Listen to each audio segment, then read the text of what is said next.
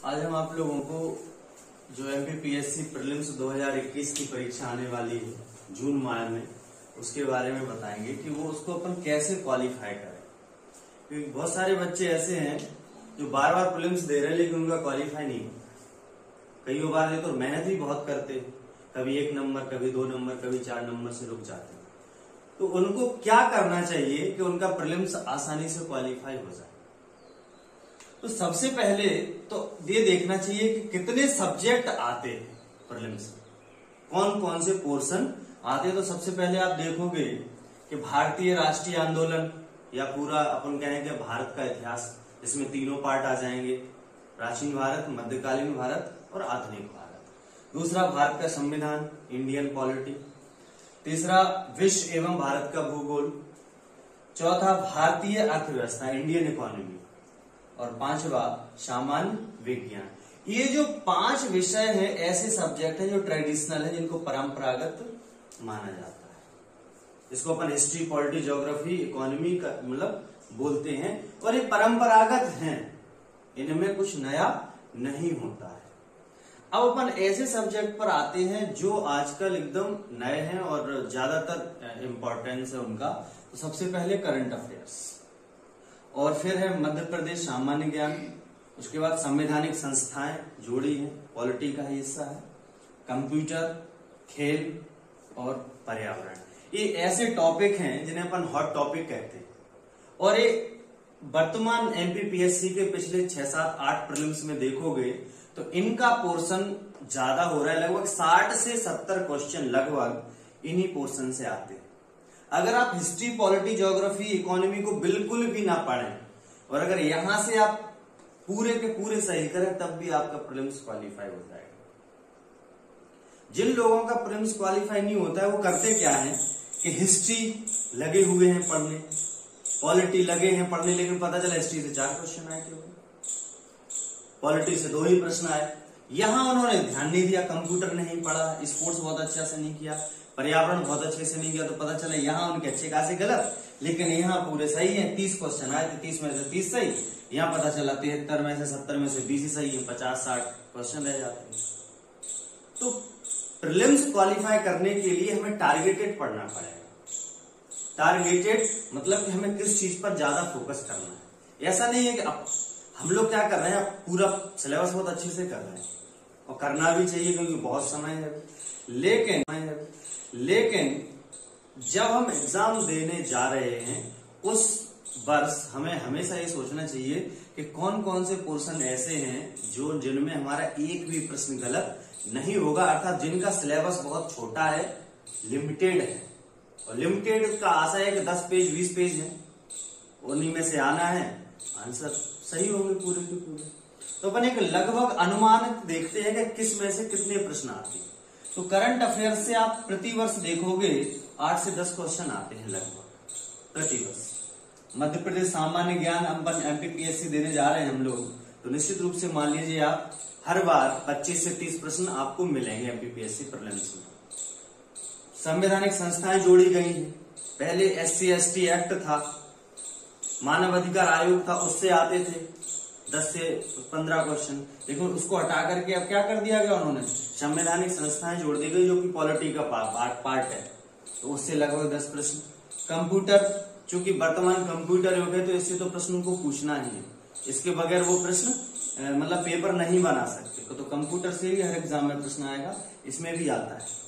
लगभग कंप्यूटर से 8 प्रश्न पूछे जाएंगे और स्पोर्ट्स 8 प्रश्न लगभग, और पर्यावरण से लगभग 7 क्वेश्चन पूछ जाएंगे। अगर इनकी अपन संख्या देखेंगे तो 73 हो रही है।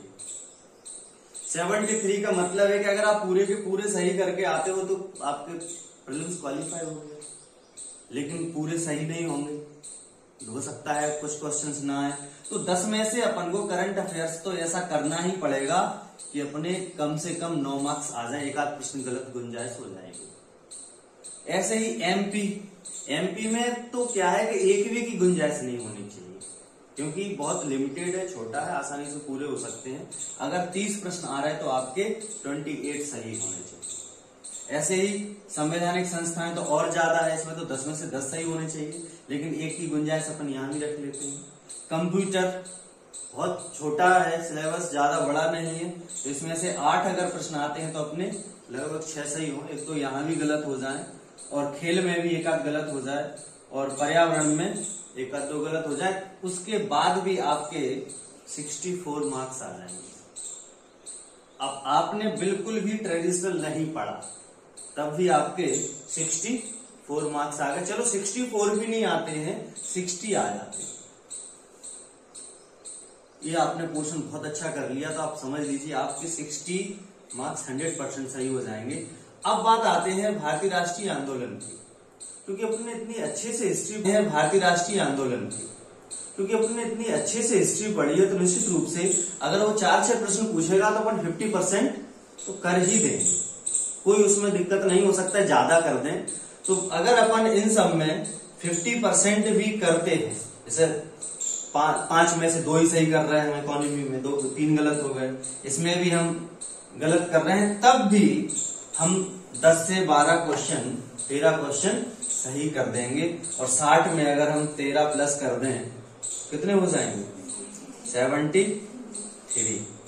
वर्तमान 2-3 एग्जामों का कट ऑफ 70 से ऊपर नहीं जा रहा, क्योंकि पेपर भी डिफिकल्ट आने लगा है।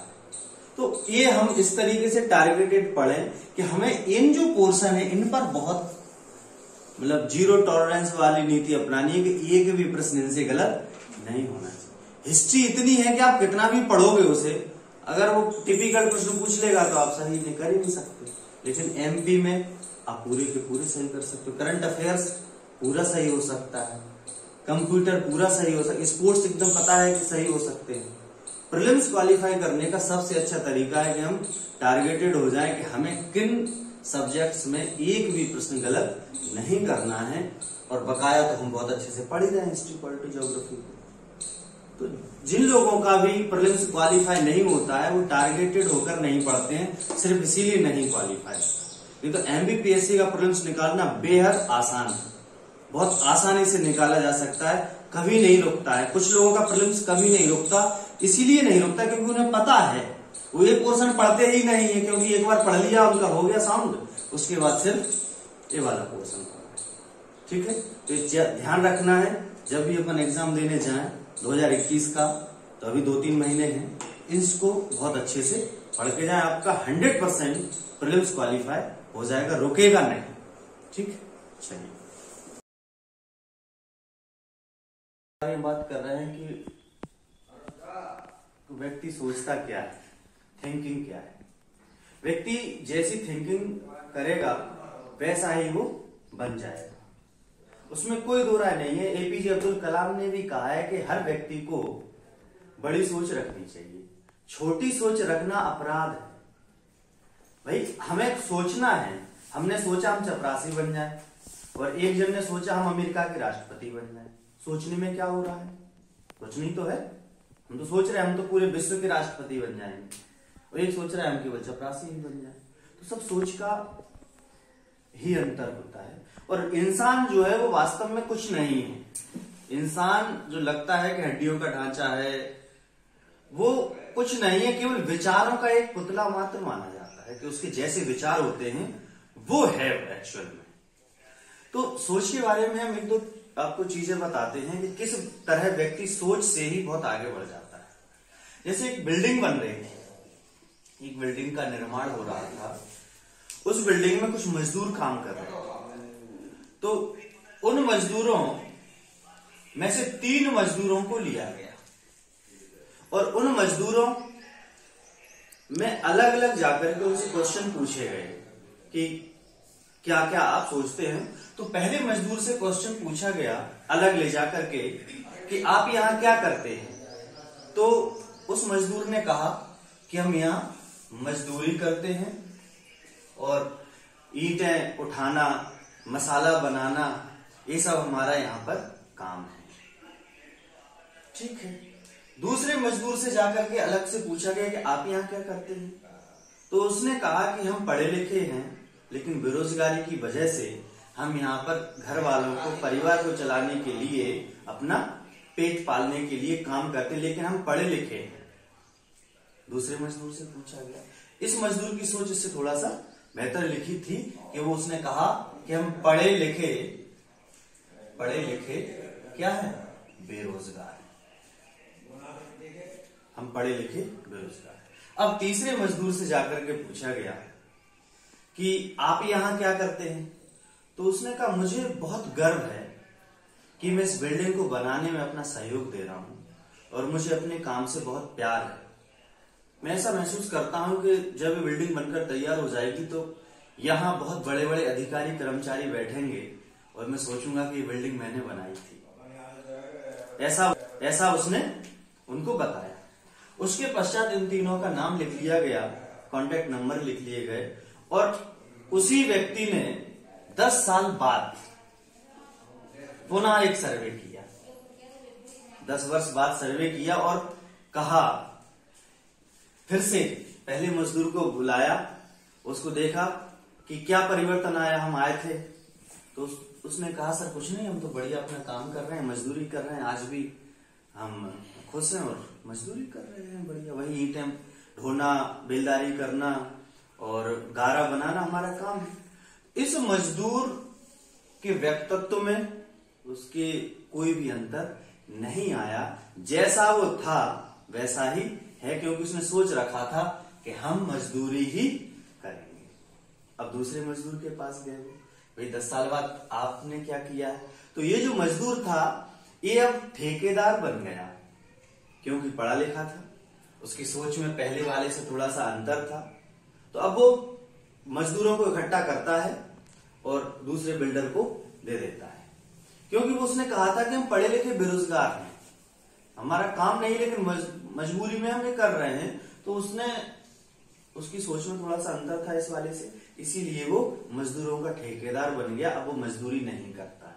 लेकिन जब तीसरे के पास गए वो, तो बहुत बड़ा बिल्डर था, वो बहुत बड़ी बड़ी बिल्डिंगें बना रहा था, मल्टी बना रहा था, तो उससे जाकर के पूछा, तो बोले मैंने ये मल्टी मैंने ही बनाई है, 50 मंजिला, ये मेरा ही निर्माण कार्य है। 10 साल बाद तीनों ही मजदूरों की जो स्थिति थी वो भिन्न भिन्न हो गई थी, लेकिन पहले वाले की भिन्नता नहीं हुई थी, क्योंकि सोच उसकी उतनी ही थी। तो इससे क्या पता चल रहा है कि अगर व्यक्ति सोच ले कि मुझे कुछ करना है, मैं करूंगा, अच्छा सोचूंगा, अच्छा आगे फ्यूचर में कुछ करूंगा, तो निश्चित रूप से वो अपना बदलाव कर सकता है। तीनों एक ही पृष्ठभूमि पर थे, लेकिन 10 साल पश्चात क्या हो गया, तीनों की कंडीशन में सोच की वजह से अंतर आ गया। और थर्ड वाले से अगर अपन प्रेरणा लें तो वो एक सामान्य मजदूर से आज बिल्डर बन गया, करोड़पति व्यक्ति बन गया। तो केवल हमें सोचना है कि हम IAS बनेंगे।